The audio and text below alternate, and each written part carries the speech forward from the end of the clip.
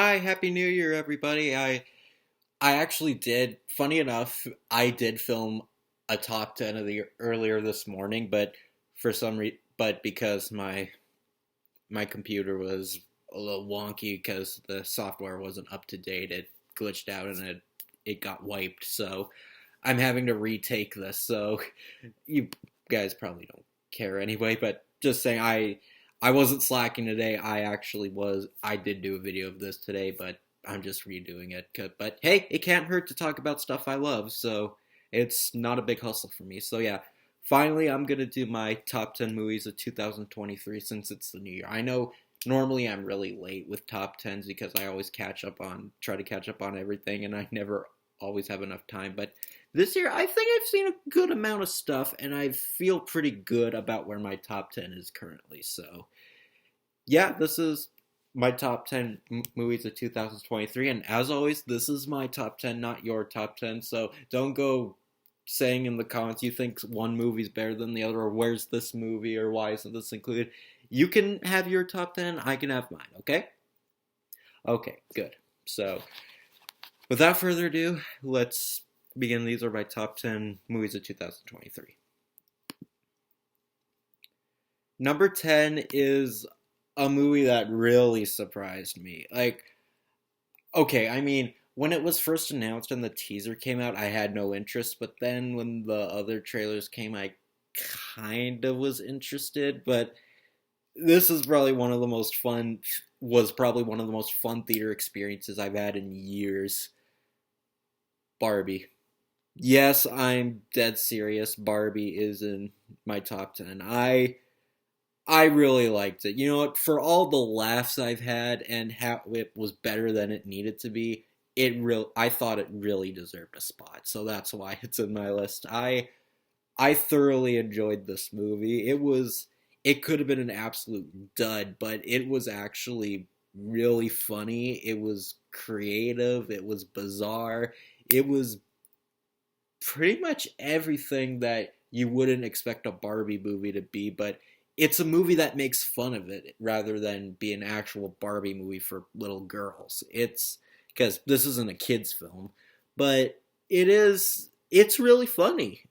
Like obviously I didn't grow up with Barbies because I'm a boy, so I have no attachment to them, but this way but obviously everybody knows what a Barbie is. So if you know what a Barbie is, obviously this is I mean it's not convoluted or anything, but this movie was really fun. It very much felt like it kind of reminded me. Anybody remember that movie Enchanted with Amy Adams? It kind of felt like that. Like it's a girl like in her own fantasy world and goes to the real world, and she doesn't really know how everything works with how innocent she is.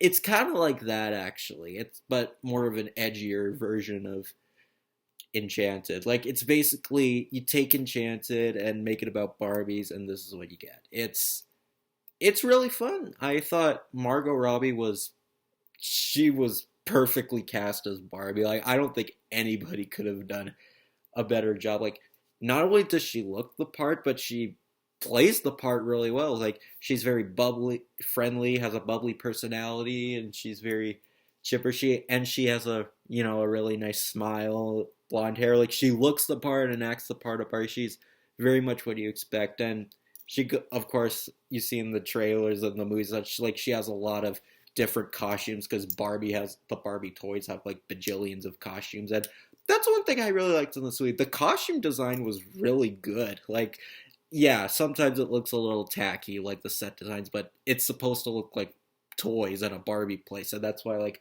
lots of the set designs just look kind of tacky and they look very plasticky. Like that's the point. It's meant to look cartoony and over the top. And yeah, the production values were insanely good. Like they didn't need to be this good. They didn't blow the budget on the cast. They actually really went into crafting a very unique Barbie world, and it's definitely a very unique looking film. It's very artsy in a way, and it does how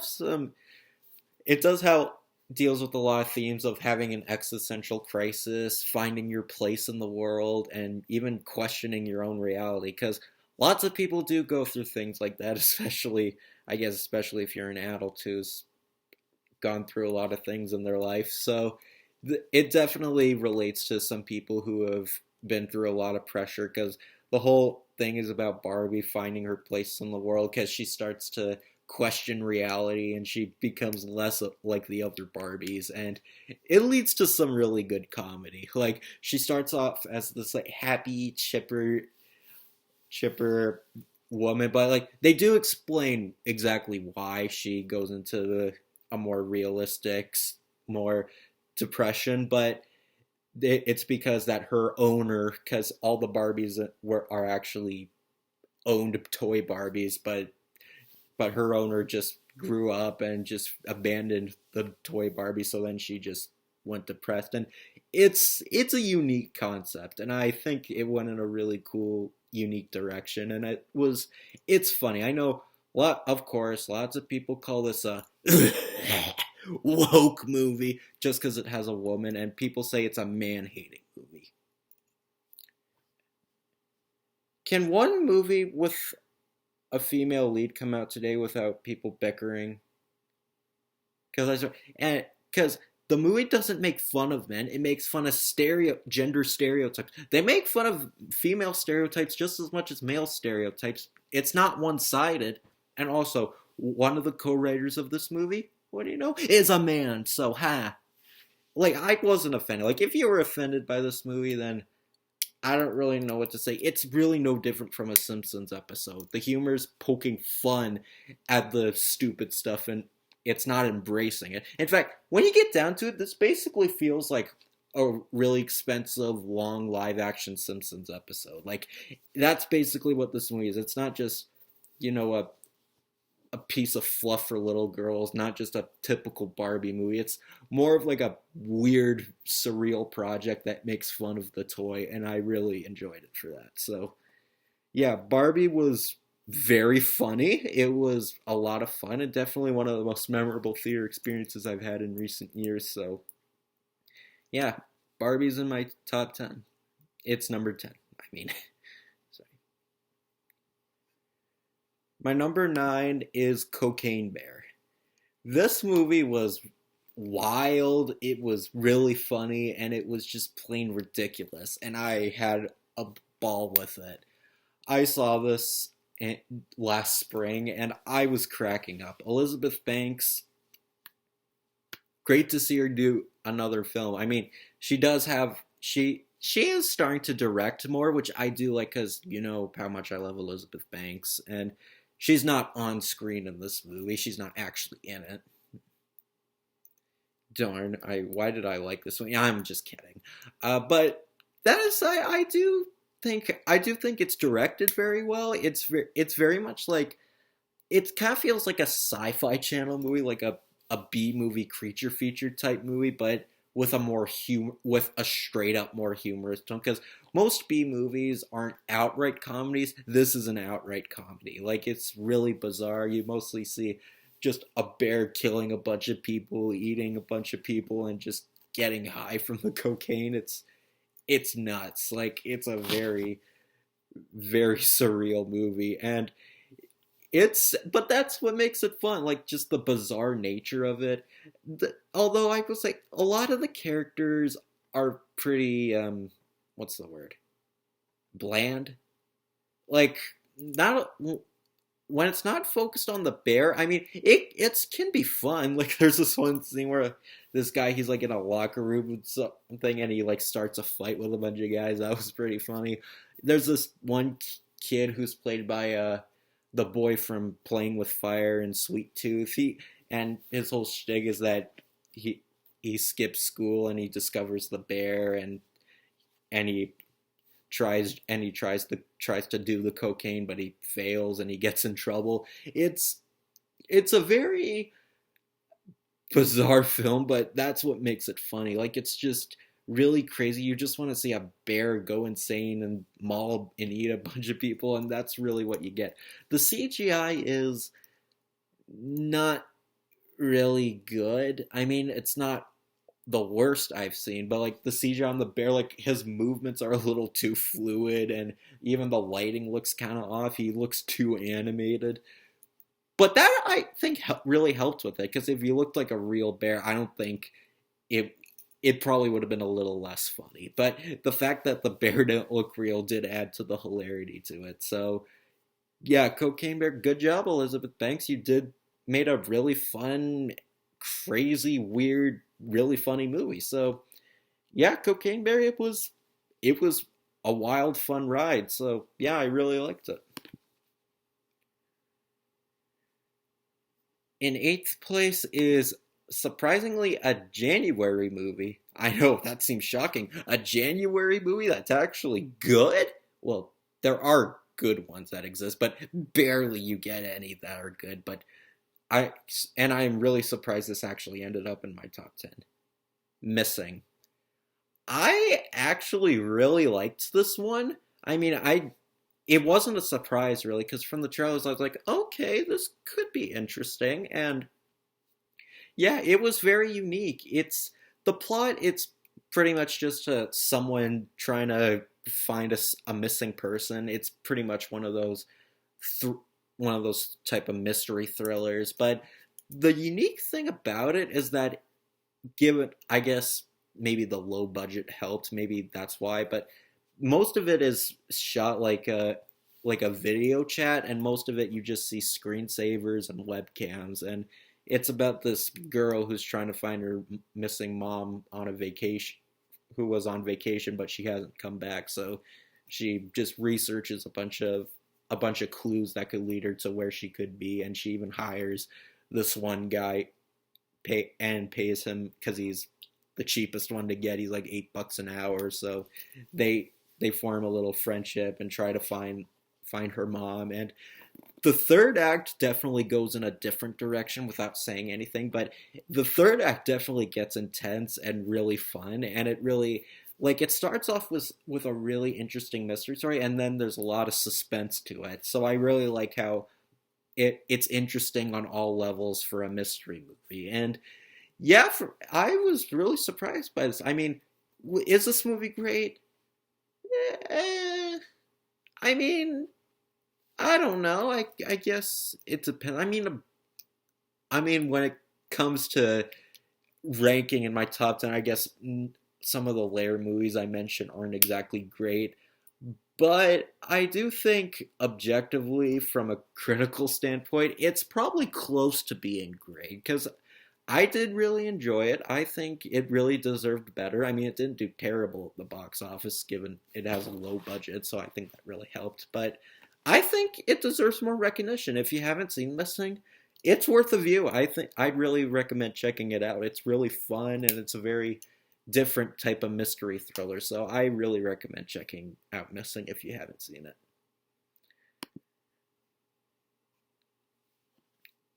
All right, and next place is Mission Impossible Dead Reckoning Part 1.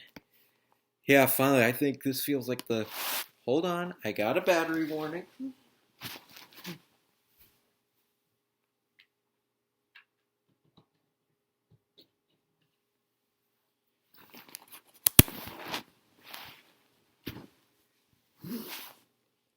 Yeah, like I was saying, Mission Impossible Dead Reckoning, it was delayed so much due to COVID. I think this is probably like the last movie that actually came out, last COVID delayed movie that's finally come out. So, and I'm glad it did because I really liked this one. This was a very fun film. Which is a shame. This didn't do super good at the box office, but which is sad because I had a blast with this one. Is it the best Mission Impossible movie? I wouldn't say, but I would say it's one of the best ones. One of. I do really like it. It's Tom Cruise is of course great as always. Tom Cruise is one of those actors I like in everything because even if the movie itself isn't good, he at least always tries and he is still fun to watch. And in here, this is no exception. Of course, he does all this crazy stunt work. He's very likable. He's in really good shape for. Not to mention, he looks really good for. Is he 60 by now? Geez, he actually still looks really good.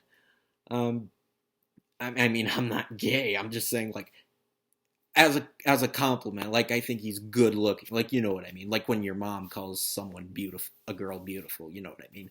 And he's a good lead for these this kind of movie. I think he really nails the role of Ethan Hunt. I'm glad. I can't imagine anybody in a who who leads this franchise other than Tom Cruise. Like I can't imagine anyone better in the role. And he's really got it in him, and he really you can tell he loves this character with all the dedication he does, and not just his acting but the stunt work.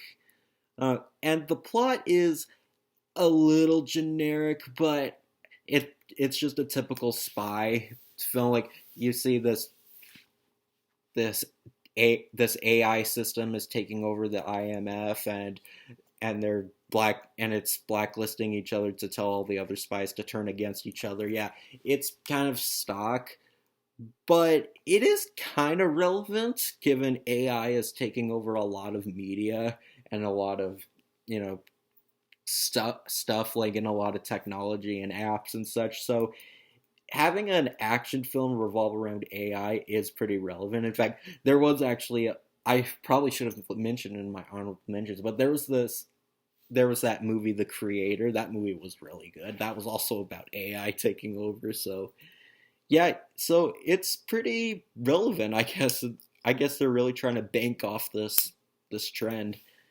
Haley Atwell is also she's all really great. I mean, who doesn't love Haley Atwell? She's a gorgeous actress. I think I always thought she was good looking, and her and Tom have good chemistry together. And even though their characters are pretty much polar opposites, Tom is a determined spy who's trying to stop any threat any way he can. And what was Haley Atwell's character's name? Grace. Grace is a thief, and they kind of use their stealth abilities together. And the I gotta say the train scene is probably one of the best action scenes in the Mission Impossible franchise. Like they Mission Impossible, like they've had a lot of good action scenes. Like I especially love that one in Ghost Protocol where Ethan's walking on the wall. That scene's really cool. Like there's a scene where they're on a train and they're on like a ledge of a bridge and it's falling every second and they try to get up. Like it's suspenseful and also really fun at the same time. Like it shows you don't need a fast pace to make good action scenes. So yeah, yeah, and it's a really fun film. I can't wait for part two if that's coming out this year. I'm not sure if it is, but I can't wait for it because this was a really good film and definitely one of the best summer movies that I really wish did better.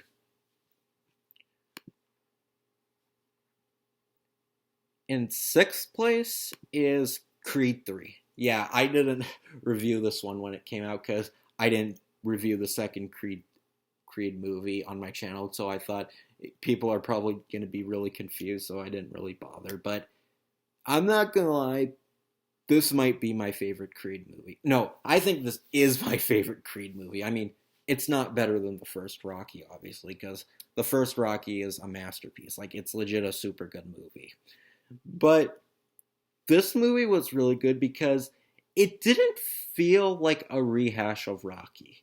Like, I mean, the first Creed was really good, but you gotta admit, it did really have that Rocky feel to it. It's about a young boxer who gets trained by an old mentor, and if he's trying to fight another guy. Yeah, it's basically Rocky. But there's a lot of elements to it that make it different from Rocky.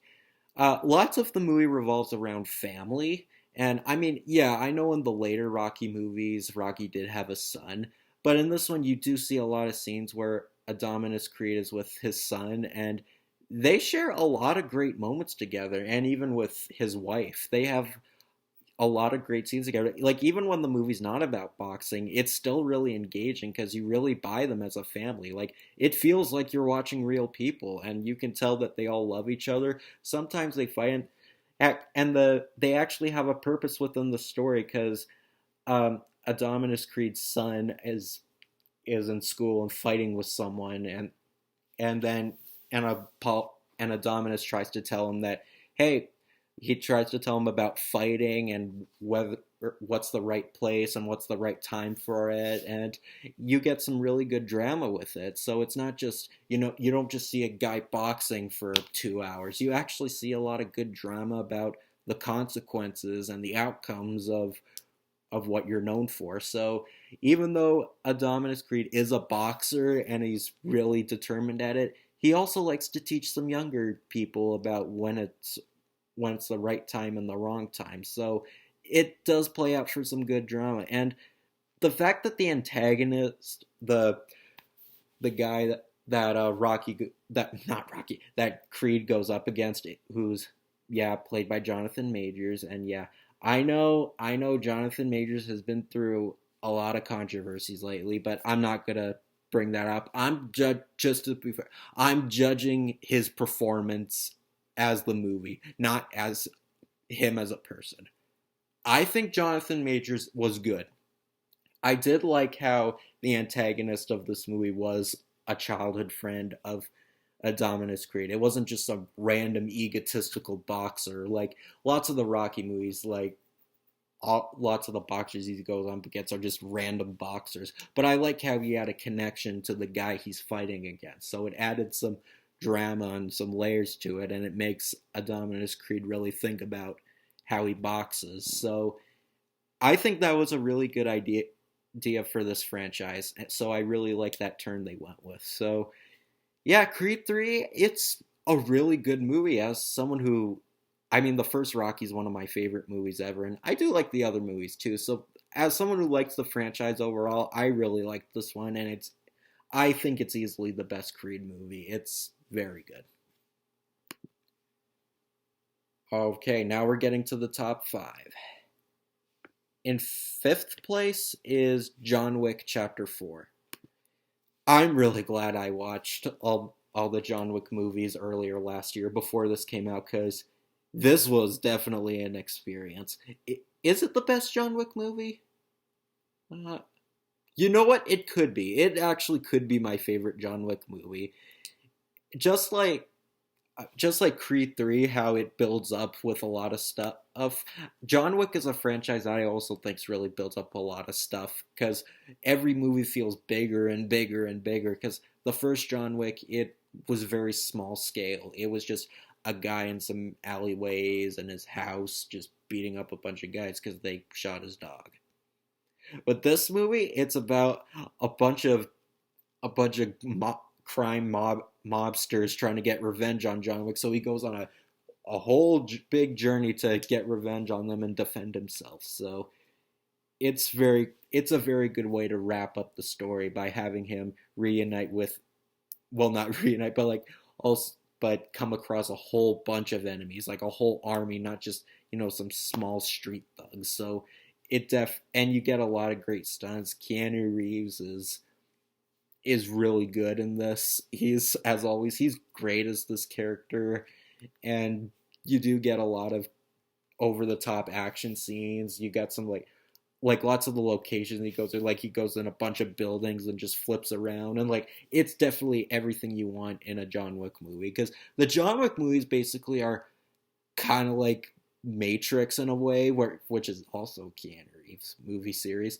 where they're basically Americanized martial arts movies. You see lots of fast-paced hand-to-hand combat. They're like Jackie Chan movies if they were serious. That's kind of like how I describe them. And the ending, without giving it away, I did think it was executed really well. It's like on paper, the climax definitely feels like something that would have sounded really boring and really dull and underwhelming, but it has a lot of tension to it that brings it to the end of the franchise. At least I'm sure this is the final movie. I mean, I know there's that spin-off with Ana de Armas coming out called Ballerina, but no, but that takes place, like, I think after the third movie. So it's definitely a fun movie. It's very over the top, fast paced, and you got a really likable lead to have it. The 2.5 hour runtime didn't bother me. Like, I don't think it even was 2.5 hours. I think it was like 2 hours 40 something.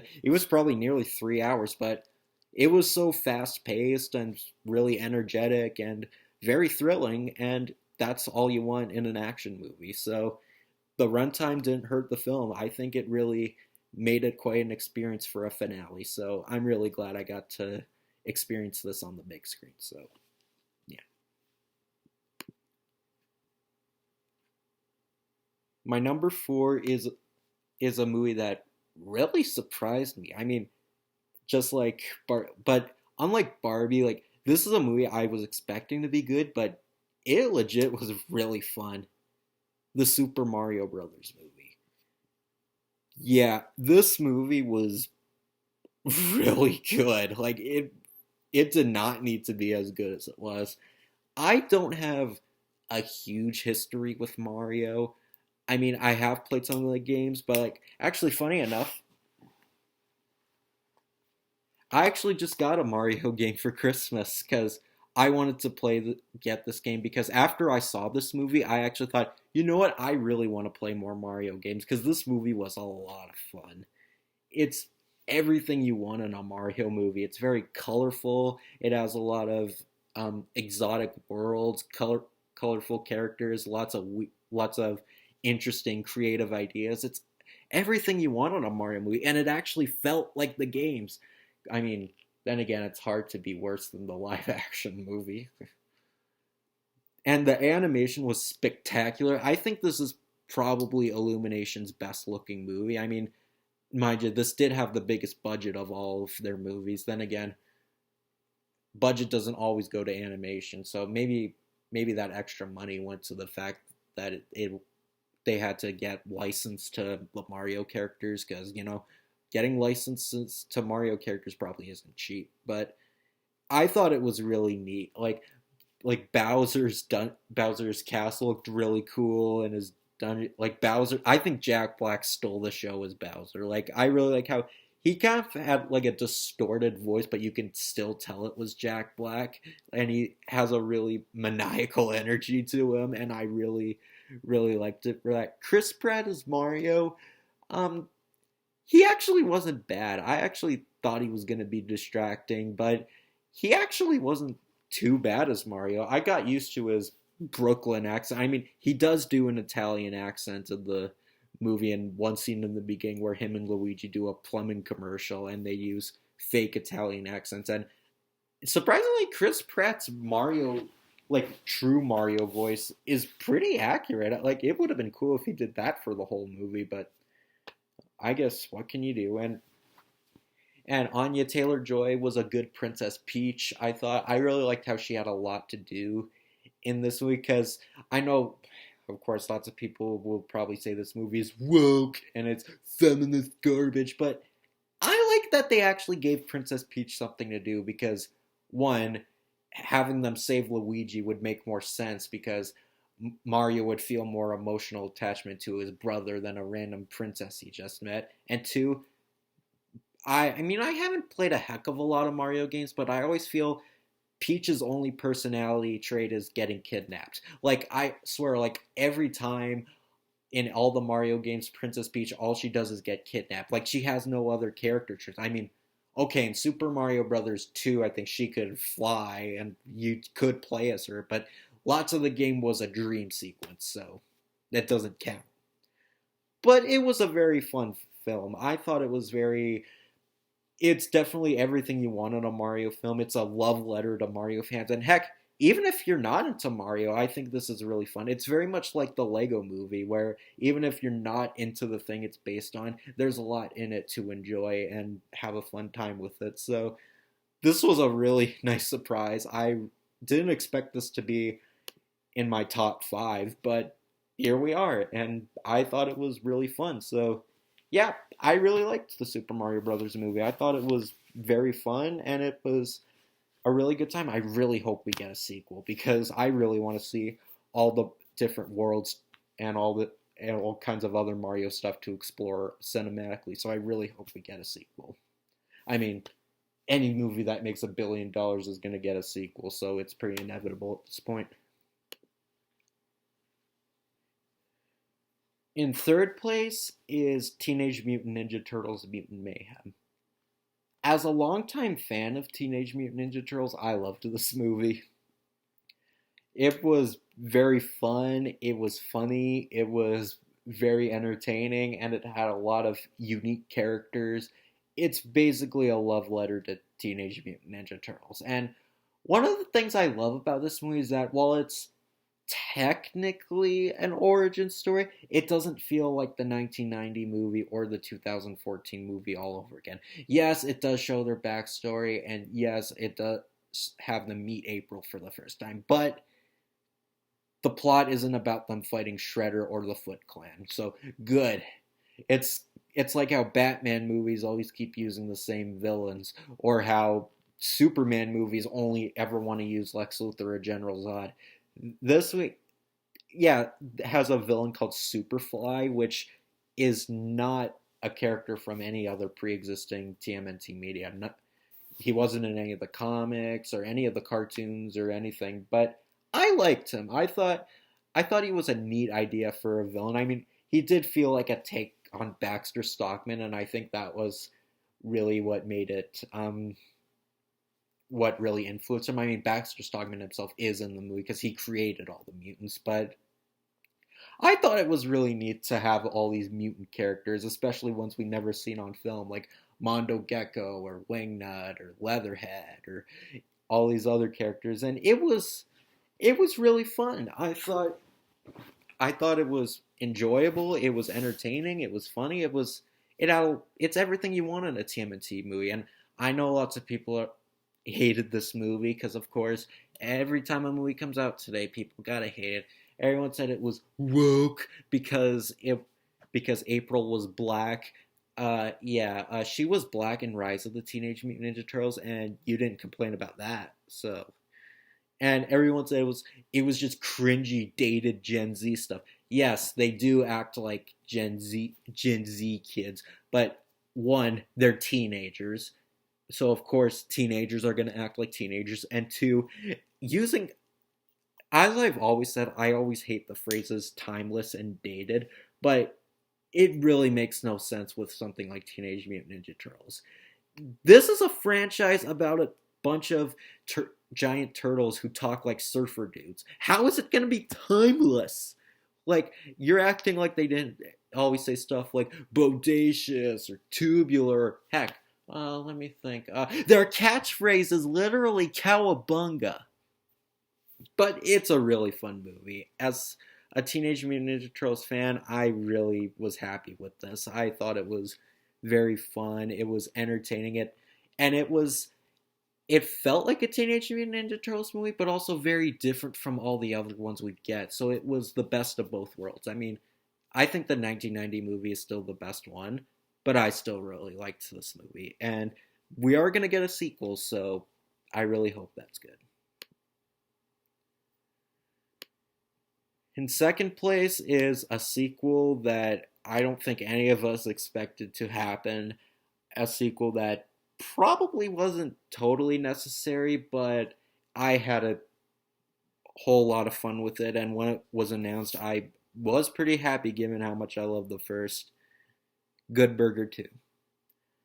I think, aside from the Snyder Cut, I don't think I've been this excited. I was this excited for a streaming movie. And I absolutely loved it. It was very funny. It was over the top, and yeah, it's a silly movie, but it's Good Burger. Of course, it's gonna be. It's for kids. Like, it's of course it's gonna be a ridiculous, over the top comedy. That's what Nickelodeon does best. Granted, not all their movies are like that. I mean, they've made stuff like Rango and Tintin and stuff, but I do think this movie was a lot of fun. It was great to see Keenan and Kel back in a project because I think like about 10 or so, no, like 13 years ago or so, probably, I remember seeing all this stuff about how Keenan and Kel broke up as friends, but I'm glad they reunited because we never would have got this movie otherwise. And I think it's a really fun film. It doesn't feel like a rehash of the first movie. Like, it's not just about a restaurant and another restaurant competing. It's literally about a corporation taking over Good Burger, and the results are pretty disastrous, and they're replacing everybody with robots. Gee, okay, what is it with all these movies nowadays about people fighting against AI? Like, I mean, I get that it's relevant, but I don't know. It just seems a little overdone at this point. I mean, there's probably only like 5 movies in total that do that plot, but it just feels excessive. But it was really fun, and there was some cameos, celebrity cameos in the movie that I really didn't expect. Like, there's literally one scene where like I think the whole thing was that it was making fun of that of Gal Gadot's Imagine video during COVID, because there's a part where like they try to think, how can we save Good Burger? He's like, why don't we get a bunch of celebrities to sing a song? And you see Zoe Saldana. I was really surprised to see her in the movie. You see, I think you saw Shar Jackson, who played Monique in the first Good Burger. You see, I think you see Danny Tamborelli. You see quite a few celebrities, and it's a funny movie. It's very much what you. It's if you love Good Burger, this is definitely what you want for you. It doesn't feel modernized, and yet it doesn't feel dated either. It feels like the best of both worlds. It feels like it feels like it was made today, but it stays true to the original, and I really liked it for that. I mean, we probably won't get a Good Burger 3, but hey, I didn't think we'd get a Good Burger 2, so I guess we'll see what happens. So, yeah, Good Burger 2, I was very happy with it. I really had a fun time with this one, and I loved it. Yeah, surprisingly, Good Burger 2 wasn't my number one. But what is my number one? Was there a movie I was really excited for this year? Was there a movie I really Oh, come on, it's Across the Spider-Verse. Yeah, I loved Across the Spider-Verse. This was, as someone who's getting really fed up with comic book movies nowadays because they all try to want to be the same thing, this was really good. I mean, of course, the comedy actually does work because Spider-Man's supposed to be a funny character. Like, if you read Spider-Man comics, he does quipping is pretty much his thing. He pretty much likes to make fun of his enemies, so it's very in character. Um, but even this movie doesn't have as much comedy as actual live action big budget comic book movies, which is funny. Lots of people say the Spider Verse movies are don't count as superhero movies simply because they're animated, and yet somehow they feel more better and more respectful to the source material than live action superhero movies. Funny. But I did really like it. I mean, it was not as good as the first, but it was almost as good. I think, because I think the first one, I thought the story was a lot more interesting. It had a better villain, and I liked that. And liked how all the characters had a part. Here, most of the characters are just cameos, which I get it. The whole movie is about exploring the different worlds, and obviously they can't show a backstory for everybody. But I do think when the characters are there, I do really like them. I like how we finally got to see Spider-Man 2099 on the big screen. I mean, he is portrayed as an antagonist, but I did still like seeing him nonetheless. And Oscar Isaac, I still really liked him as the character. And speaking of which, I still got to finish Moon Knight. He's funny. He's starting to play He's played a whole bunch of Marvel characters actually. Apocalypse, Moon Knight, and now Spider-Man 2099. That's funny. But I really liked seeing Spider-Man 2099 finally get the big screen treatment. And yeah, his character doesn't really feel a heck of a lot like Spider-Man 2009. He's not as heroic, but I did like seeing him. Scarlet Spider was also really cool to see. Andy Samberg played him, and Andy Samberg I think does have a good voice for Spider-Man. I mean, maybe not Scarlet Spider because he's a totally different type of Spider-Man, and the whole thing in this movie where Scarlet Spider, he does a voice for him, like you can tell it's Andy Samberg, but he does a put on voice and he's trying to sound cool. Like it's ridiculous and funny, but it's really entertaining.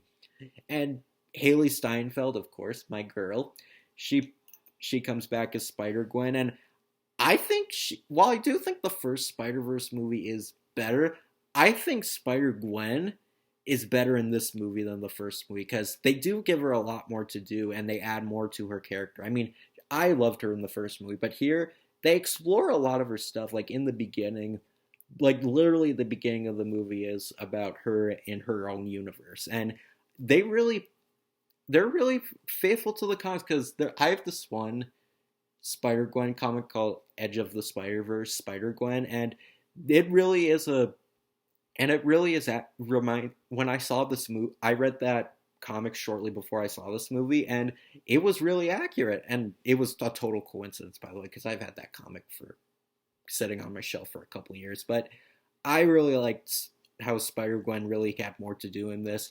Her interactions with Miles were really good, and it does have a Spider-Man 2 feel to it, where the whole thing is about Miles struggling to balance his life between his real life and being a superhero. So it's not really derivative of Spider-Man 2. I think it was more of a coincidence, but it gives it its own flavor without feeling like you're just watching another movie. Like you don't just watch it thinking, why would I watch this when I could just watch Spider-Man 2? I mean, Spider-Man 2 is the best Spider-Man movie, but you get what I mean. And the animation, of course, is incredible. I do like how it had a different. I love how each universe how had a distinct art style to it. It didn't just feel like everybody was similar. They don't feel like they're in the same movie. Like Spider Gwen has a like a pink and aqua purple color palette to it. Spider Man India look kind of had more of a tinted. It had some tinted colors, but most of them didn't really flash and show because it was mostly just green, just with some red and white outlines, and that was pretty neat to see. And it's a fantastic movie. I don't know what more I could say, but bring on part two.